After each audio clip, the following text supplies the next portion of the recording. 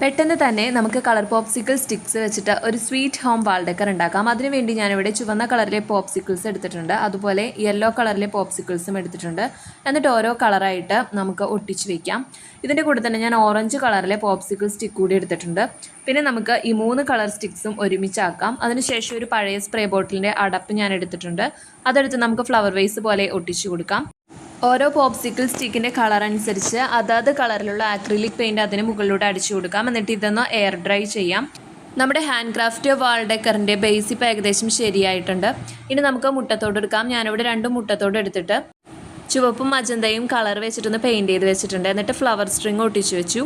പച്ച നിറത്തിലുള്ള പേപ്പർ വെച്ചിട്ട് തുലിപ്പ് ഫ്ലവറിൻ്റെ ഇല കട്ട് ചെയ്തെടുക്കാം. പൂവിൻ്റെ ടോപ്പിലായിട്ട് ഗോൾഡൻ ബ്രൗൺ കളർ വെച്ചിട്ട് ഒന്ന് പെയിൻറ്റ് ചെയ്തെടുത്തിട്ടുണ്ട്.